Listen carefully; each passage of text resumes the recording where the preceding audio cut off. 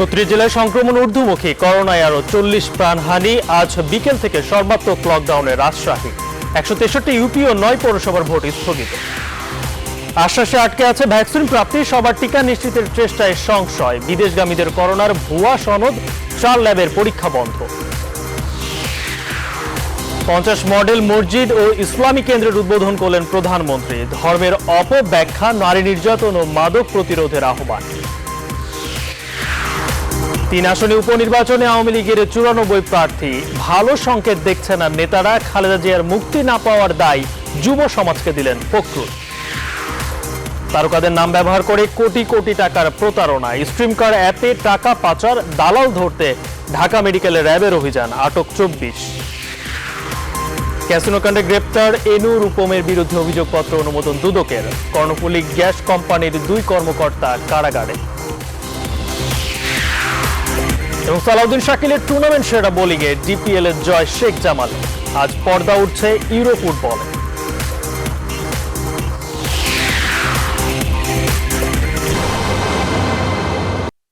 স্বাগত নিউজ 24 সংবাদের সঙ্গে আছি গালিব ইবনে রিয়াজ। দেখছিলেন শিরোনাম, এবারে বিস্তারিত।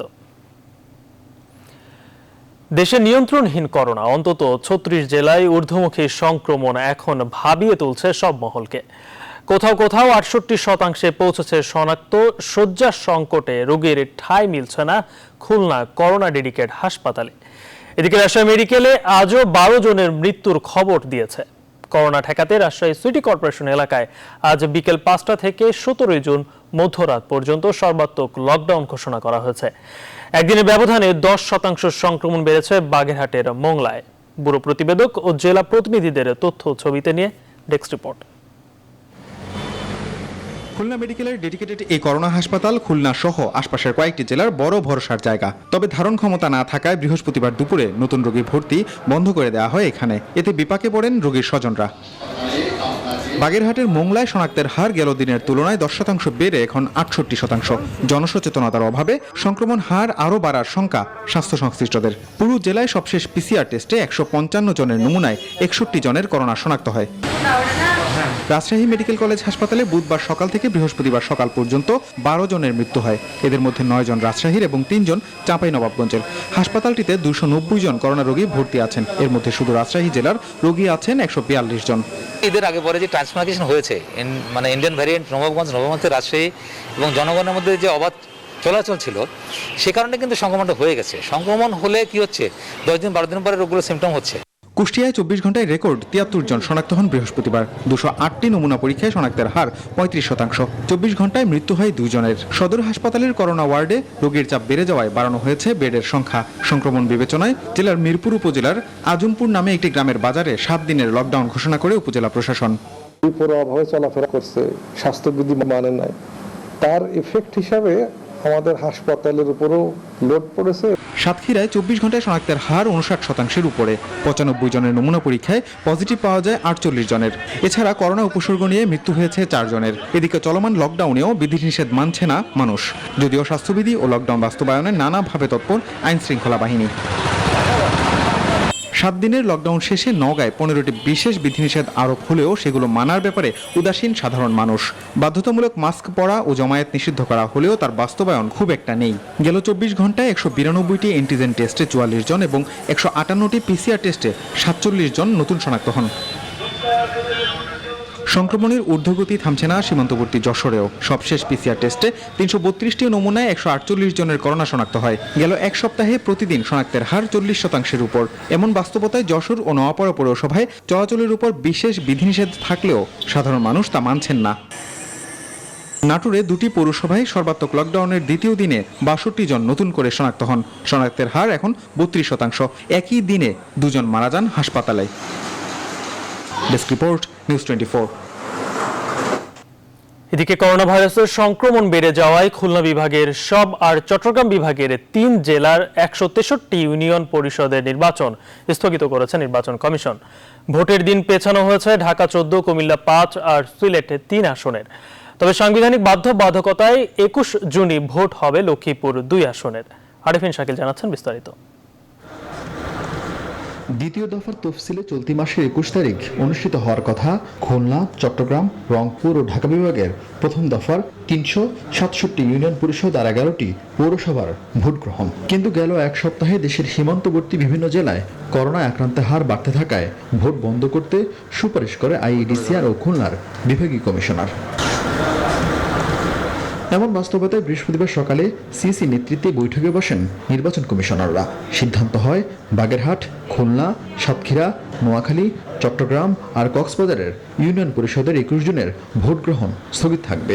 তবে ভোট হবে চাঁদপুর, লক্ষ্মীপুর, সুনামগঞ্জ, বগুড়া, রংপুর, ঢাকা ও বরিশাল বিভাগের তফসিল ঘোষিত ইউনিয়ন পরিষদে। ইউনিয়নগুলোতে সেই পরিমাণে আক্রান্তের হার। ইসি সচিব জানান, সাংবিধানিক বাধ্যকতা থাকায় লক্ষ্মীপুর 2 আসনের উপনির্বাচন 21 জুন যথাসময়ে অনুষ্ঠিত হবে।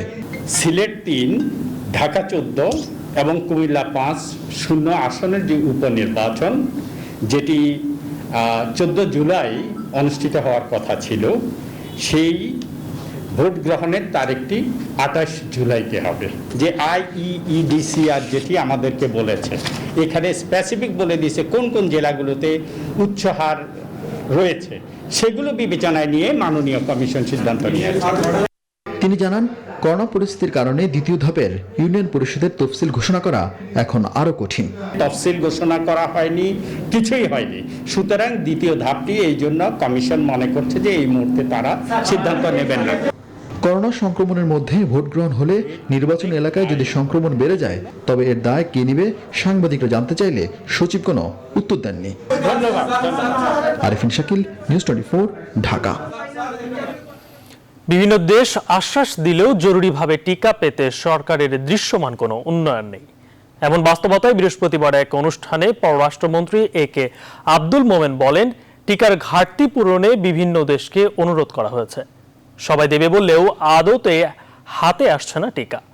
ঘাটতি পড়া 15 থেকে 20 লাখ টিকা পেতে যখন এমন তোড়জোড়, বিশেষজ্ঞদের পাল্টা প্রশ্ন, বাকি সবাইকে টিকা দিতে 23 কোটি টিকা মিলবে কোথায়? লাকমিনা জেসমিন সময় রিপোর্টে বিস্তারিত। দ্বিতীয় ডোজের ঘাটতি পড়া অক্সফোর্ড অ্যাস্ট্রাজেনেকার 1.5 মিলিয়ন টিকা পেতে বিভিন্ন দেশকে অনুরোধ করছে বাংলাদেশ। এ নিয়ে সরকারের পক্ষ থেকে বারবার চূড়ান্ত পর্যায়ে আছে বলা হলেও এর দৃশ্যমান উন্নয়ন নেই। এমন বাস্তবতায় বৃহস্পতিবার রাষ্ট্রীয় অতিথি ভবন পদ্মায় প্যালেস্টাইনকে আনুষ্ঠানিকভাবে কিছু ওষুধ সরবরাহ করার সময় পররাষ্ট্রমন্ত্রীকে টিকা নিয়ে প্রশ্ন করেন সাংবাদিকরা। মন্ত্রী বলেন, সবাই টিকা দেবে, কিন্তু কখন দেবে সেটা পরিষ্কার করে বলছে না। কবে দিবেন এখনো বলেন নাই, তবে আমাদেরও তারা এই অ্যাস্ট্রাজেনেক ব্যাংকে এবং অন্যান্য কবেক্সের আন্ডারে দিবেন। তারা সবাই বলে দিবে, কিন্তু হাতে আসতেছে না। চীন ও রাশিয়ার সাথে চুক্তির বিষয়টি চূড়ান্ত পর্যায়ে আবারও জানান পররাষ্ট্রমন্ত্রী। পররাষ্ট্র মন্ত্রণালয়ের কাজ হলো যে ওই দেশ রাজি হবে আমাদের সাথে ব্যবসা করবে। হ্যাঁ, এইটা আমরা মোটামুটি ভাষা বলেন, চায়না বলেন, উই মেড ইট আপ। এদিকে ঢাকায় মার্কিন রাষ্ট্রদূত রবার্ট মিলার বলেছেন, যুক্তরাষ্ট্র কোভ্যাক্সের আওতায় বিভিন্ন দেশে যে টিকা দিচ্ছে তাতে অগ্রাধিকারের তালিকায় আছে বাংলাদেশ। তবে বিশেষজ্ঞরা বলছেন, শুধু কোভিশিল্ড পাওয়া নিয়ে মাথা ব্যথা হলে চলবে না, বরং 23 কোটি ডোজ টিকা কোথা থেকে আসবে তাও চিন্তা করতে হবে সরকারকে। আমাদের লাগবে হচ্ছে 24 কোটি ডোজ, আর আপনারা আলাপ করতেছেন 1 লাখ, 5 লাখ, 10 লাখ ডোজ টিকা নিয়ে। এগুলো 3 থেকে 5 দিনের মধ্যে এই সমস্ত টিকা শেষ হয়ে যাবে দেওয়া শুরু করার। তো আমার কাছে বেসিক্যালি এই টিকাগুলো কি দেওয়া হলো আর কাকে দেওয়া হলো সেটা অনেক বেশি ইম্পর্টেন্ট হচ্ছে যে আদতে বাংলাদেশ তার যে রোডম্যাপ অনুযায়ী 23 থেকে 24 কোটি ডোজ 12 মাসে জোগাড় করা দরকার, সেটা করার পথে তার অগ্রগতি কতটুকু। আন্তর্জাতিক বিশ্লেষকরা বলছেন, বৈশ্বিক মহামারীতে মোট টিকার 99.7%ই এখন ধনী দেশগুলোর কাছে। লাকমিনা জেসমিন, সময়, নিউজ 24, ঢাকা। এদিকে গত 24 ঘন্টায় দেশে করোনা ভাইরাসে আক্রান্ত হয়ে মারা গেছেন আরও 40 জন। নতুন করে শনাক্ত হয়েছেন 2576 জন। এ পর্যন্ত মোট মৃত্যু 12,989 জন এবং শনাক্ত হয়েছেন 8,20,395 জন। বৃহস্পতিবার স্বাস্থ্য অধিদপ্তরের নিয়মিত সংবাদ বিজ্ঞপ্তিতে এই তথ্য জানানো হয়। 24 ঘন্টায় নমুনা পরীক্ষা করা হয়েছে 19,447টি এবং শনাক্তের হার 13.25%।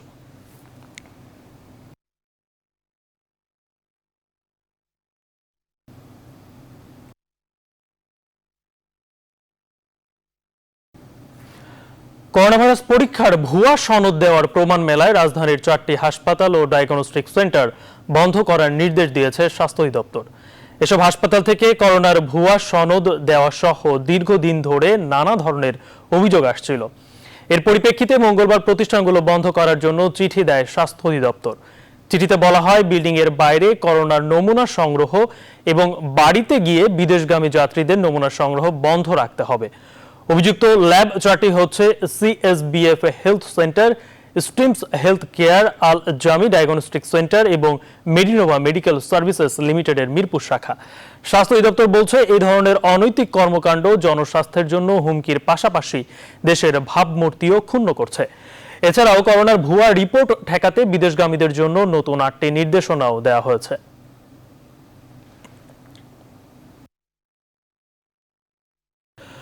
প্রধানমন্ত্রী শেখ হাসিনা বলেছেন, ধর্মের নামে সন্ত্রাস, জঙ্গিবাদ ও খুন খারাপিতে সবচেয়ে বেশি ক্ষতি হয়েছে শান্তির ধর্ম ইসলামের।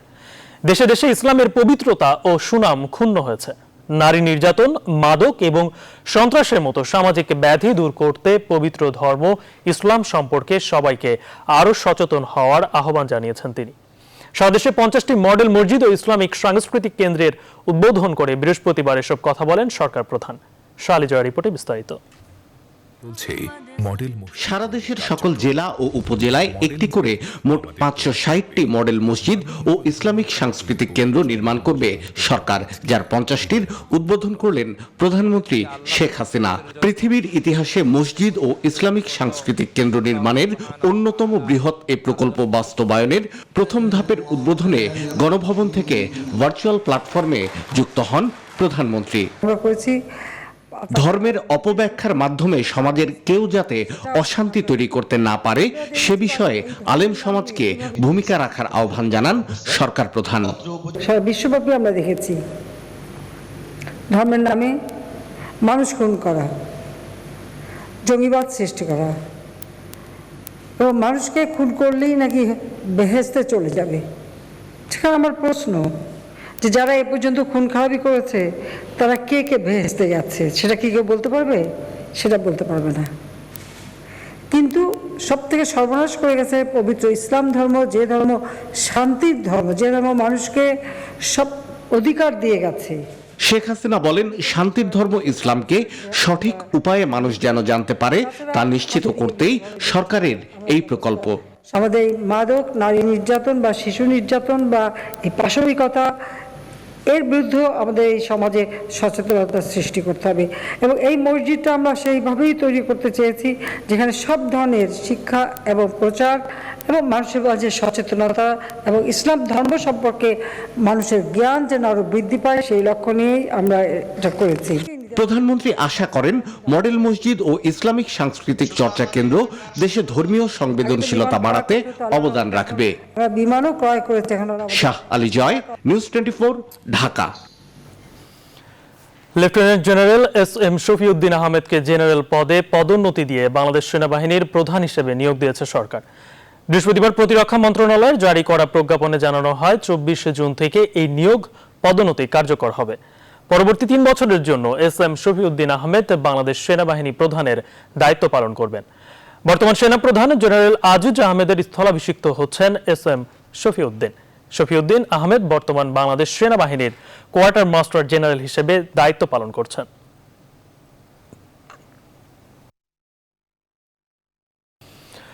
উপনির্বাচনে আসন 3টি, কিন্তু ক্ষমতাসীন দলের প্রার্থী হতে চান 100-র কাছাকাছি। 3টি আসনের জন্য আওয়ামী লীগের মনোনয়ন ফর্ম বিতরণের শেষ দিন পর্যন্ত মনোনয়নপত্র গ্রহণ করেছে 94 জন। তবে এত সংখ্যক প্রার্থী হওয়াকে দলের জন্য সুখকর নয় বলছেন আওয়ামী লীগের যুগ্ম সাধারণ সম্পাদক মাহবুবুল আলম হানিফ। তৌফিক মাহমুদ মুন্নার রিপোর্টে বিস্তারিত। এক আসনেই 30-এর অধিক প্রার্থী চান শূন্য ঘোষিত উপনির্বাচনে আওয়ামী লীগের দলীয় মনোনয়ন। দলীয় মনোনয়ন বিক্রিকে কেন্দ্র করে আওয়ামী লীগ সভাপতি রাজনৈতিক কার্যালয়ে ছিল উৎসবমুখর পরিবেশ। পুরো কার্যালয় এলাকায় পোস্টার ব্যানারে সয়লাভ। 4 জুন থেকে 3 আসনের উপনির্বাচনে মনোনয়ন ফর্ম বিক্রি শুরু করে আওয়ামী লীগ। 7 দিনে মোট 94 জন সংগ্রহ করেছেন এই মনোনয়ন ফর্ম, যার মধ্যে ঢাকা 14 আসনে 34 জন, কুমিল্লা 5 আসনে 35 জন এবং সিলেট 3 আসনের বিপরীতে 25 জন মনোনয়ন প্রত্যাশী দলীয় ফর্ম সংগ্রহ করেছেন। 3টি আসনে এত সংখ্যক প্রার্থিতা দলের জন্য মঙ্গলজনক নয় বলছেন আওয়ামী লীগের যুগ্ম সাধারণ সম্পাদক মাহবুবুল আলম হানিফ। যে কালচারটা যেটা চলছে, যে একাধিক মনোনয়ন প্রার্থী হয়, এটা আসলে দলের জন্য কখনো সুখকর নয়। এটা বন্ধ হওয়া উচিত। কয়েকটি উপনির্বাচনে একাধিক প্রার্থী মানে একেবারেই সংখ্যাটা খুবই দৃষ্টিকটু সংখ্যায় চলে আসার কারণে আমার মনে হয় যে এটা আমরা আলোচনা আমাদের এটা হয়তো এটা করার প্রয়োজন এবং এটা হয়তো আমরা আলোচনা করব। আগামী শনিবার গণভবনে দলের সংসদীয় মনোনয়ন বোর্ডের বৈঠক অনুষ্ঠিত হবে। দলীয় প্রধান ও প্রধানমন্ত্রী শেখ হাসিনা সভাপতিত্বে ওই বৈঠকে চূড়ান্ত হবে 3 উপনির্বাচনে আওয়ামী লীগের দলীয় প্রার্থী। তৌফিক মাহমুদ মুন্না, নিউজ 24, ঢাকা। খালেদা জিয়াকে মুক্ত করতে হলে দলের যুব নেতৃত্বকে রাজনৈতিক পরিবেশ তৈরি করতে হবে বলে মন্তব্য করেছেন বিএনপি মহাসচিব মির্জা ফখরুল ইসলাম আলমগীর। একমত পোষণ করে দলের তরুণ নেতারাও জানিয়েছেন জনগণকে সম্পৃক্ত করতে তারা মাঠের রাজনীতি চাঙ্গা করতে চান। তৌহিদ শান্তর প্রতিবেদনে বিস্তারিত। জাতীয় প্রেস ক্লাবে এই আলোচনা অনুষ্ঠানের আয়োজন করে ঢাকা মহানগর দক্ষিণ বিএনপি। দলের প্রতিষ্ঠাতা প্রয়াত রাষ্ট্রপতি জিয়াউর রহমানের 40তম শাহাদাত বার্ষিকী উপলক্ষে এই আলোচনার আয়োজন করা হয়। বিএনপি মহাসচিব বেগম খালেদা জিয়ার মুক্তির বিষয়টি নিয়ে দলের তরুণদের আরো উদ্যমী হয়ে মাঠে নামার আহ্বান জানান। আমি একটা স্লোগান শুনি, দেশের মুক্তি চাই, শুনিনি একটা। সেই নেত্রী আজকে অসুস্থ অবস্থায় হাসপাতালে, আমরা পারিনি তাকে বের করে আনতে, কারণ আমাদের মধ্যে রাজনীতিটা দেখছি না, সেই আর্টসটা দেখছি না। রাজনৈতিক যে পরিবেশ দরকার ছিল সেই পরিবেশটাকে আমি চাই আপনাদের নেতারা সেই পরিবেশটা তৈরি করবেন। ঢাকা মহানগর দক্ষিণ বিএনপির নেতারাও জানান মাঠে সক্রিয় ভূমিকা রাখতে কাজ করছেন তারা। রাজপথেই ঢাকা মহানগর বিএনপি মোকাবেলা করবে আগামী দিনে। রাজনৈতিক আন্দোলন সংগ্রামের মাধ্যমে গণ অভ্যুত্থান ঘটাবো। জিয়াউর রহমানের 40তম শাহাদাত বার্ষিকী উপলক্ষে মহাখালীতে সম্প্রতি পুড়ে যাওয়া 7তলা বস্তির বাসিন্দাদের হাতে খাবার সামগ্রী তুলে দেন দলের নির্বাহী কমিটির সদস্য তাবিত আওয়াল। তিনিও জানান তার দলের নেত্রীর মুক্তি আর সরকার পতনের আন্দোলনের প্রস্তুতি হিসেবেই নগরীর সাধারণ মানুষের কাছে ছুটছেন তারা।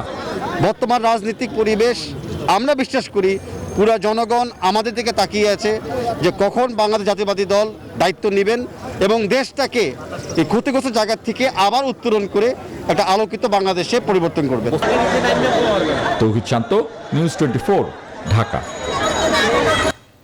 দেশে বিনোদন ও ক্রীড়াঙ্গনের 8 তারকা ও অল্প বয়সী নারীদের ব্যবহার করে নিষিদ্ধ অ্যাপ স্ট্রিম কার্ডের মাধ্যমে কোটি কোটি টাকা হাতিয়ে নিয়েছে একটি চক্র। বৃহস্পতিবার সিআইডি সদর দপ্তরে অনুষ্ঠিত সংবাদ সম্মেলনে এ তথ্য জানান অতিরিক্ত ডিআইজি কামরুল আহসান। বলেন, সিলেটের গোয়াইন ঘাটে অভিযান চালিয়ে এই চক্রের 2 জনকে আটক করার কথা। সিআইডির এই কর্মকর্তা বলেন, চক্রটি এই অ্যাপের মাধ্যমে কোটি কোটি টাকা বিদেশে হুন্ডি করে পাচার করছিল। নাইম আল জিকোর প্রতিবেদন। অ্যাপ ব্যবহারে অর্থ আয়, তবে এর জন্য অনলাইনে প্রয়োজন অনেক ফলোয়ার। তাই টাকার লোভ সামলাতে না পেরে অল্প বয়সী মেয়েরা আসক্ত হয়ে পড়ছেন লাইভ স্ট্রিমিং, বিভিন্ন অ্যাপসের উদ্ভট ও অশালীন অঙ্গভঙ্গি করে আকৃষ্ট করছেন মানুষদের। এমনই একটি অ্যাপ স্ট্রিম কার্ড।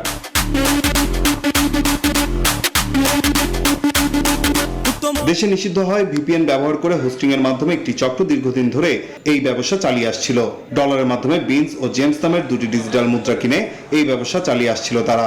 আর এই অ্যাপে মানুষকে আকৃষ্ট করতে ক্রীড়া ও বিনোদন জগতের অভিনেতা অভিনেত্রীদের ব্যবহার করে নিধুরাম দাস ও ফরিদুদ্দিন চক্র। হোস্ট গ্রুপে যারা থাকেন তাদের হোস্টিং করানো হয় এবং বিভিন্ন ধরনের সেলিব্রিটি এখানে যুক্ত থাকেন এবং তারকারা যুক্ত থাকেন। এখানে ফেসবুকের মাধ্যমে বিজ্ঞাপন দেওয়া হয়, তাদেরকে একটি চাকরির কথা বলা হয়, 4 ঘন্টা চাকরি করলে 4 ঘন্টা লাইভ স্ট্রিমিং করলে একটি টাকা পাওয়া যাবে, এরকম বলা হয়। এবং তাদেরকে এইখানে 16,000 থেকে প্রায় লক্ষাধিক টাকার পর্যন্ত বেতন দেওয়া হয়। মূলত স্বর্ণের দোকানের আড়ালে অনলাইনে এই অবৈধ বাণিজ্য চালিয়ে আসছিল বলেও জানায় সিআইডি। নিধুর অ্যাকাউন্ট থেকে আমরা লেনদেনের তথ্য পাই প্রায় 10 কোটি টাকার উপরে এবং ফরিদুদ্দিনের কাছ থেকে আমরা লেনদেনের তথ্য পাই প্রায় 4 কোটি টাকার উপরে, এবং তাদেরকে জিজ্ঞাসাবাদে তারা তাদের সংশ্লিষ্টতা অনলাইন গ্যাম্বলিংয়ের সাথে জড়িত থাকার কথা তারা স্বীকার করছে। 19 মার্চ একই চক্রের আরো 4 জন সদস্যকে গ্রেফতার করে অ্যান্টি টেররিজম ইউনিট। নাইম আলচিকো, news 24, Dhaka. Dhaka medical college হাসপাতালে উন্নত চিকিৎসা নিতে আসা রোগীদের অন্যতম ভোগান্তির নাম দালাল চক্র। আর তাই দালালদের দৌরাত্ম্য বন্ধে অভিযান চালিয়ে 24 জনকে গ্রেপ্তার করে বিভিন্ন মেয়াদে কারাদণ্ড দেয় র্যাবের ভ্রাম্যমাণ আদালত। বৃহস্পতিবার অভিযান শেষে র্যাবের নির্বাহী ম্যাজিস্ট্রেট পলাশ কুমার বসু জানান, রোগী ভাগানোর কাজে যেসব প্রতিষ্ঠান দালাল ব্যবহার করছে তাদের বিরুদ্ধেও ব্যবস্থা নেওয়া হবে। নাইমাল জিকোর আরেকটি প্রতিবেদন। অল্প খরচে উন্নত মানের চিকিৎসা সেবা নিতে দেশের বিভিন্ন প্রান্ত থেকে ঢাকা মেডিকেল কলেজ হাসপাতালে আসেন নানা শ্রেণী পেশার মানুষ। কিন্তু এখানে চিকিৎসা পেতে শুরুতেই তাদের অনেকেই পড়েন দালালদের খপ্পরে। তাদের দেখানো প্রাইভেট হাসপাতালে চিকিৎসা করিয়ে গুনেন মোটা অঙ্কের টাকা। বিভিন্ন বেসরকারি হাসপাতালের হয়ে এসব দালালরা রোগী ভাগিয়ে নেয় এমন অভিযোগে ঢাকা মেডিকেল কলেজ হাসপাতালে অভিযান চালায় র্যাবের ভ্রাম্যমাণ আদালত। আটক করা হয় 24 জন দালালকে। প্রায় 24 জনকে আমরা আটক করতে সমর্থ হয়েছি এবং তারা স্বীকার করেছেন যে তারা বেশ কিছুদিন ধরে এই আপনার যারা সেবা গ্রহণ করতে আসে যে তাদেরকে বিভিন্নভাবে হয়রানি বা প্রতারণা করে আসছিলেন। সেই পরিপ্রেক্ষিতে তাদের কিন্তু আজকে আইনের আওতায় নিয়ে আসা হয়েছে এবং তাদের বিরুদ্ধে কিন্তু আইনানুগ ব্যবস্থা গ্রহণ করা হয়েছে এবং এই 24 জনকে বিভিন্ন মেয়াদে কিন্তু আপনার বিনাশ্রম কারাদণ্ড প্রদান করা হয়েছে। হাসপাতাল কর্তৃপক্ষ বলছে দালালদের সঙ্গে হাসপাতালের কেউ জড়িত থাকলে ব্যবস্থা নেওয়া হবে। যদি ওনারা কোনো সুনির্দিষ্ট অভিযোগ দেয় আমাদেরকে, অবশ্যই অফিসিয়ালি আমাদের যে পরিচালক মহোদয় আমাদের স্বাস্থ্য বিভাগের পক্ষ থেকে যে ধরনের আইনি পদক্ষেপ নেওয়া উচিত আমরা অবশ্যই সেইভাবে আগাবো। ঢাকা মেডিকেলে সুচিকিৎসা নিশ্চিত করতে অভিযান অব্যাহত থাকবে বলেও জানান তারা। নাইম আলচিকো। কাণ্ডে গ্রেপ্তার আওয়ামী লীগের বহিষ্কৃত নেতা এনামুল হক এনু ও তার ভাই রূপন ভুইয়ার বিরুদ্ধে প্রায় 89 কোটি টাকার অবৈধ সম্পদ অর্জনের প্রমাণ পেয়েছে দুর্নীতি দমন কমিশন। বৃহস্পতিবার কমিশনের সভায় ক্যাসিনো কাণ্ডে গ্রেপ্তার এনু ও রূপম সহ 4 জনের বিরুদ্ধে 2 মামলার অভিযোগপত্র অনুমোদন দেওয়া হয় বলে দুদক সচিব মোহাম্মদ আনোয়ার হোসেন হাওলাদার জানিয়েছেন।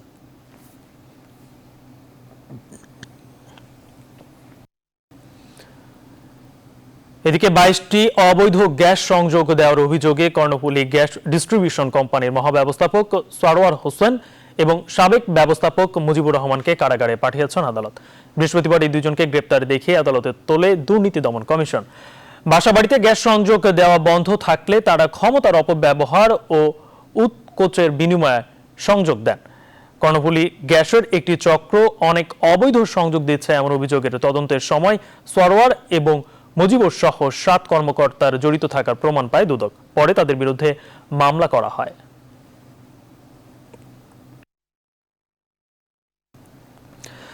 নাম বিকৃত করে উচ্চারণ করা কোনো ভদ্রলোকের কাজ নয়। বিএনপির মহাসচিব মির্জা ফখরুল ইসলাম আলমগীরের করা মন্তব্য প্রসঙ্গে এ কথা বলেন তথ্য ও সম্প্রচার মন্ত্রী ডক্টর হাসান মাহমুদ। বৃহস্পতিবার সচিবালয়ে মন্ত্রীর সঙ্গে সাক্ষাৎ করেন অভিনয় ও মডেল শিল্পীরা। এ সময় সংগঠনটির সভাপতি শহীদুজ্জামান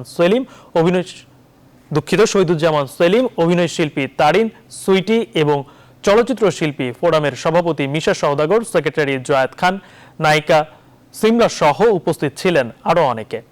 পরে সাংবাদিকদের এক প্রশ্নের জবাবে সম্প্রতি তার সম্পর্কে করা বিএনপি মহাসচিবের মন্তব্যের নিন্দা জানান তথ্য ও সম্প্রচার মন্ত্রী। আমি মির্জা ফখরুল ইসলাম আলমগীর সাহেব সম্পর্কে বেশি কথা বলতে চাই না। ওনাকে অনেকে কিন্তু মিথ্যা ফখরুল বলেন, কারণ উনি প্রচন্ড মিথ্যা কথা বলেন, অবলীলায় সুন্দরভাবে মিথ্যা কথা বলেন, এই জন্য মিথ্যা ফখরুল বলেন। আমি এটা বলতে চাই না। প্রান্তিক জনগোষ্ঠীর স্বাস্থ্য সুরক্ষায় কমিউনিটি ক্লিনিকের ব্যাপ্তি অনেক। বৃহস্পতিবার রাজধানীর ওয়েস্টার্নে কমিউনিটি ক্লিনিক জাতির পিতার স্বপ্ন রাষ্ট্রনায়ক শেখ হাসিনার সাফল্য শীর্ষক এক গোল টেবিল আলোচনায় এমন কথা বলেন বক্তারা, যেখানে উপস্থিত ছিলেন স্বাস্থ্য খাতের গণ্যমান্য ব্যক্তি ছাড়াও সমাজের বিশিষ্টজনরা। কমিউনিটি ক্লিনিক নিয়ে যৌথভাবে এমন আয়োজন করে কমিউনিটি ক্লিনিক, স্বাস্থ্য সহায়তা ট্রাস্ট, স্বাস্থ্যসেবা বিভাগ ও পরিবার কল্যাণ মন্ত্রণালয় ও community based health care. Masud Al আবুনির প্রতিবেদনে বিস্তারিত। 50 বছর পরে কমিউনিটি ক্লিনিক নিয়ে আয়োজিত এমন অনুষ্ঠানে বক্তারা তুলে ধরেন কমিউনিটি ক্লিনিকের স্বপ্নদ্রষ্টা জাতির পিতার পরিকল্পনা আর তার সুযোগ্য কন্যা শেখ হাসিনার পদক্ষেপে এই স্বাস্থ্য খাতের এগিয়ে যাওয়ার বিভিন্ন দিক। জাতীয় প্রেস ক্লাবের সভাপতি ফরিদা ইয়াসমিন বলেন, প্রান্তিক জনগোষ্ঠীর স্বাস্থ্য সুরক্ষায় কমিউনিটি ক্লিনিকের ব্যাপ্তি ও বিশালতা অনেক। সাফল্য এই একটি কথা, এটা একটি লাইন, কিন্তু খুব ছোট একটি মনে হয় যে কথা, এর ব্যাপ্তি, এর বিশালতা অনেক অনেক বেশি। এই একটি লাইনে কিন্তু আমরা পুরো বাংলাদেশকে দেখি, আমরা পুরো বঙ্গবন্ধুকে দেখি, আমরা শেখ হাসিনাকে দেখি। ঢাকা বিশ্ববিদ্যালয় ভিসি আক্তারুজ্জামান বলেন, কমিউনিটির এমন সেবার সাথে ঢাকা বিশ্ববিদ্যালয়ে জড়িত হবে।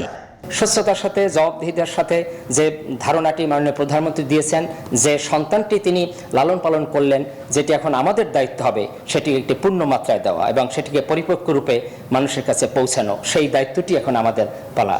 আর প্রধানমন্ত্রীর ব্যক্তিগত চিকিৎসক অধ্যাপক ডাক্তার ABM আব্দুল্লাহ বলেন, কমিউনিটি ক্লিনিক প্রান্তিক জনগোষ্ঠীর দোরগোড়ায় স্বাস্থ্যসেবা পৌঁছে দিচ্ছে। এই গ্রামের মানুষের সামান্য অসুখ, মাথা ব্যথা, ডায়রিয়া বা জ্বর, যেটি ওটা বড় অসুবিধায় থাকতো, এই 8, 9, 10 মাইল বা হেঁটে যায় বা যে কোনো উপজেলায় গিয়ে কষ্ট করে মানুষ কিন্তু চিকিৎসা নিত। এই কমিউনিটিতে হওয়াতে এই যে প্রান্তিক জনগোষ্ঠী ঘরে ঘরে চিকিৎসা সেবা পৌঁছে, এটা তো আমি মনে করি একটা যুগান্তকারী ঘটনা আসলে। আয়োজকরা জানান, নিম্নতি মানুষ যেন সাধ্যের মধ্যে সর্বোচ্চ চিকিৎসা সেবা পায় সেদিকেই সর্বাধিক গুরুত্ব দিচ্ছে community clinic. Masuda Laboni, news 24, Dhaka. এবারে ফার্স্ট সিকিউরিটি ইসলামী ব্যাংক অর্থ বাণিজ্য সংবাদ। প্রধানমন্ত্রীর বেসরকারি অর্থায়নে গৃহ নির্মাণ ও করোনা তহবিল অনুদানের চেক তুলে দিয়েছে বিভিন্ন মন্ত্রণালয়, বেসরকারি সংগঠন, ব্যবসায়ী প্রতিষ্ঠান ও সংগঠন। বৃহস্পতিবার প্রধানমন্ত্রীর কার্যালয়ে অনুদানের চেক গ্রহণ করেন প্রধানমন্ত্রীর মুখ্য সচিব ডক্টর আহমেদ কাইকোয়াস। গণভবন থেকে ভিডিও কনফারেন্সে যুক্ত হন প্রধানমন্ত্রী শেখ হাসিনা। এ সময় প্রধানমন্ত্রী সরকারের আহ্বানে মহৎ এই উদ্যোগে এগিয়ে আসায় ধন্যবাদ জানান সবাইকে। বলেন, সরকারের লক্ষ্য সকলের জীবনমান উন্নয়ন নিশ্চিত করা, বাংলাদেশে কেউ গৃহহীন থাকবে না। এ সময় শিল্প, শিক্ষা, নৌ পরিবহন এবং বিদ্যুৎ, জ্বালানি ও খনিজ মন্ত্রণালয়ের আওতাধীন বিভিন্ন প্রতিষ্ঠান আর্থিক অনুদানের চেক হস্তান্তর করেন।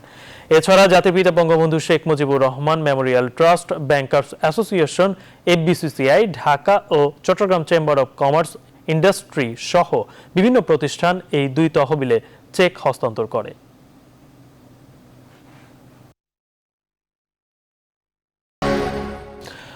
আওয়ামী লীগ স্পেন শাখার সদ্য প্রকাশিত পূর্ণাঙ্গ কমিটি প্রত্যাখ্যান করে সংবাদ সম্মেলন করেছে স্পেন আওয়ামী লীগের একাংশ। বুধবার রাতে মাদ্রিদে একটি হলে আয়োজিত সংবাদ সম্মেলনে স্পেন আওয়ামী লীগের কমিটি গঠনে নানা অনিয়মের অভিযোগ করে নতুন কমিটিকে বয়কট করার ঘোষণা দেওয়া হয়। দবির তালুকদারের পরিচালনায় সংবাদ সম্মেলনে বক্তব্য দেন মোহাম্মদ দুলাল সাফা ও জাকির হোসেন।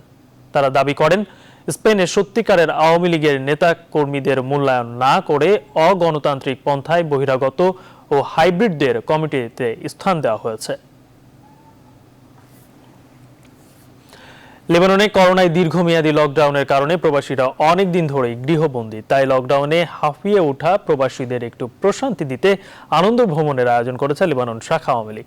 লেবাননের দক্ষিণে সিরিয়ার সীমান্ত ঘেঁষা প্রাকৃতিক সৌন্দর্যে বেষ্টিত পর্যটন শহর হেরমেলে সাপ্তাহিক ছুটির দিনে দলীয় নেতাকর্মীদের সাথে নিয়ে এই আনন্দ ভ্রমণ অনুষ্ঠিত হয়। নানা রকম খাবার আয়োজনের ফাঁকে চলে আড্ডা আর গল্প, আবার কেউ কেউ ঝর্ণার পানিতে নেমে জল কেলি করতে থাকে। সারাদিনের আনন্দ ভ্রমণের সুখ স্মৃতি নিয়েই আয়োজকদের ধন্যবাদে সিক্ত করে দলীয় নেতাকর্মীরা।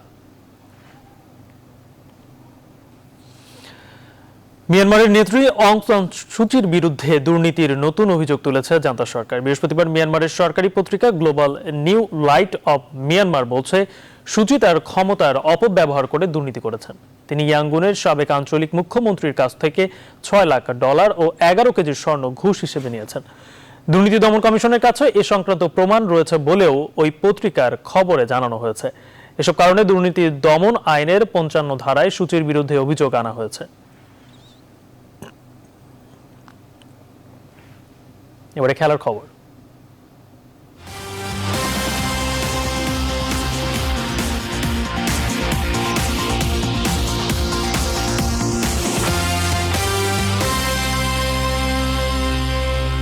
ডিপিএলে সালাউদ্দিন শাকিলের টুর্নামেন্ট সেরা বোলিংয়ে পারটেক্সের বিপক্ষে 6 উইকেটে জয় পেয়েছে শেখ জামাল ধানমন্ডি ক্লাব। অন্যদিকে কামরুল ইসলাম রাব্বির শেষ ওভারের ঝড়ো ব্যাটিংয়ের উপর ভর করে প্রাইম ব্যাংকের কাছে হেরেছে প্রাইম দোলেশ্বর। এছাড়াও দিনের অন্য ম্যাচে জয় পেয়েছে আবাহনী, গাজী গ্রুপ, খেলাঘর ও লিজেন্ডস অব রূপগঞ্জ। বিস্তারিত জানাচ্ছেন পার্থ বণিক। সালাউদ্দিন শাকিলের আগুন ঝরানো বোলিংয়ে ঢাকা প্রিমিয়ার ডিভিশন ক্রিকেটে জয়ের ধারায় ফিরেছে শেখ জামাল ধানমন্ডি ক্লাব। ষষ্ঠ রাউন্ডের ম্যাচে পারটেক্সকে 6 উইকেটে হারিয়েছে ধানমন্ডির জায়ান্টরা। টস হেরে ব্যাটিংয়ে নামা পারটেক্সের কেউ এদিন 20 রানের গন্ডিও পার করতে পারেননি। ফলাফল 3 বল আগেই পারটেক্স অল আউট হয় 104 রানে। 3 ওভার 3 বলে 16 রানের বিনিময়ে 5 উইকেট নিয়ে টুর্নামেন্ট সেরা বোলিং উপহার দেন সালাউদ্দিন শাকিল। লক্ষ্য তাড়া করতে নেমে সোহান, সানি আর নাসিরের সম্মিলিত পারফরমেন্সে 16 বল হাতে রেখেই জয় তুলে নেয় শেখ জামাল।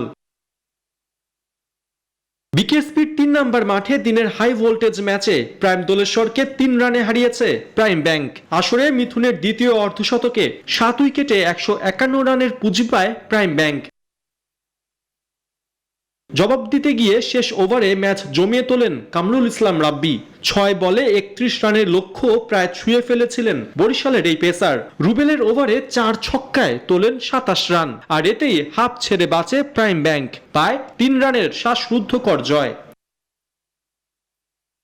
দিনের দ্বিতীয় ভাগে বৃষ্টিবিঘ্নিত ম্যাচে শাইনপুকুরের বিপক্ষে ডিএল মেথডে জয় পেয়েছে আবাহনী লিমিটেড। নাইম শেখ 70 আর আফিফের ব্যাট থেকে আসে 54 রান। একইভাবে শেষ হয়েছে ব্রাদার্স ইউনিয়ন ও খেলাঘরের ম্যাচ। ডিএল মেথডে ব্রাদার্সকে 5 রানে হারিয়েছে খেলাঘর। ম্যাচে হাফ সেঞ্চুরি পেয়েছেন ব্রাদার্স অধিনায়ক মিজানুর রহমান।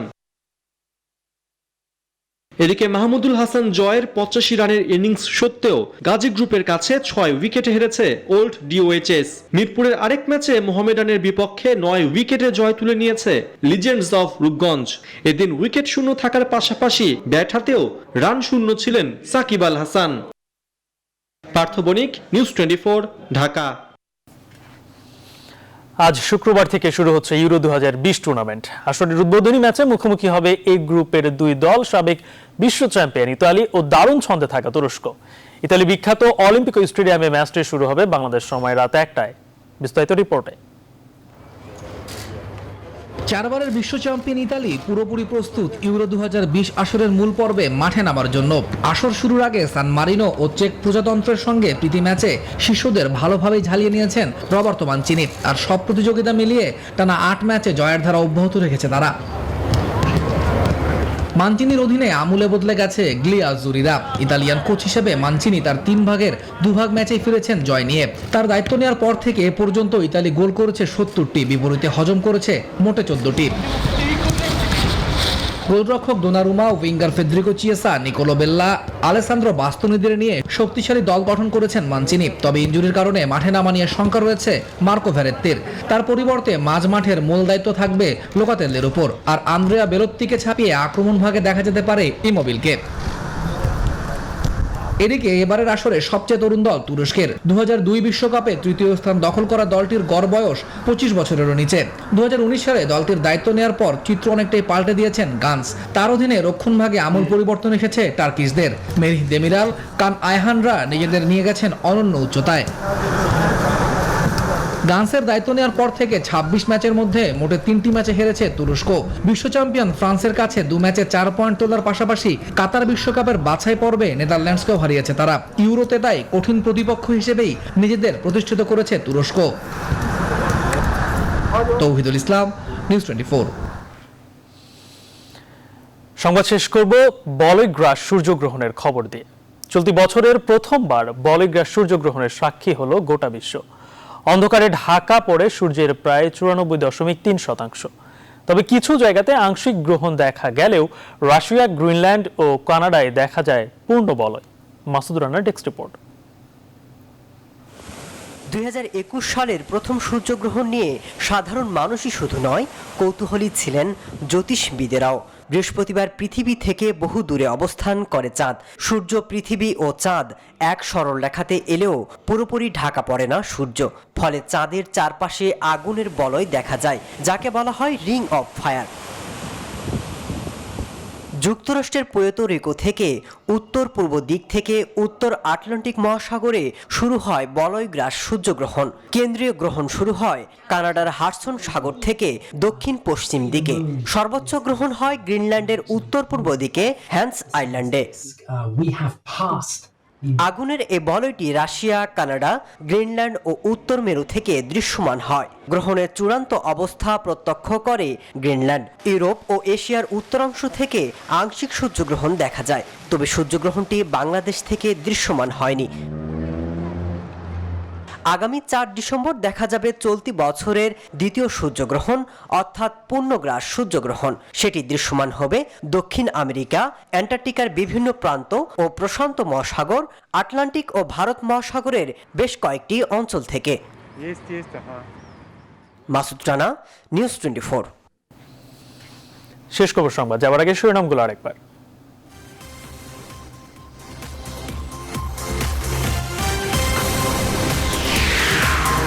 36 জেলায় সংক্রমণ ঊর্ধ্বমুখী, করোনায় আরও 40 প্রাণহানি। আজ বিকেল থেকে সর্বাত্মক লকডাউনে রাজশাহী, 163 ইউপি ও 9 পৌরসভার ভোট স্থগিত।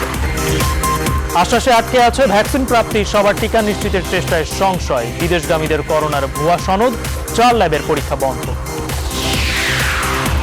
50 মডেল মসজিদ ও ইসলামী কেন্দ্রের উদ্বোধন করলেন প্রধানমন্ত্রী। ধর্মের অপব্যাখ্যা, নারী নির্যাতন ও মাদক প্রতিরোধের আহ্বান। 3 আসনে উপনির্বাচনে আওয়ামী লীগের 94 প্রার্থী, ভালো সংকেত দেখছেন না নেতারা। খালেদা জিয়ার মুক্তি না পাওয়ার দায় যুব সমাজকে দিলেন ফখরুল। তারকাদের নাম ব্যবহার করে কোটি কোটি টাকার প্রতারণা, স্ট্রিম কার্ড অ্যাপে টাকা পাচার, দালাল ধরতে ঢাকা মেডিকেল র্যাবের অভিযান, আটক 24। ক্যাসিনোকাণ্ডে গ্রেপ্তার এনুর উপমের বিরুদ্ধে অভিযোগপত্র অনুমোদন দুদকের। কর্ণফুলী গ্যাস কোম্পানির 2 কর্মকর্তা কারাগারে। এবং সালাউদ্দিন শাকিলের টুর্নামেন্ট সেরা বোলিংয়ে ডিপিএল এর জয় শেখ জামালের। আজ পর্দা উঠছে ইউরো ফুটবলে।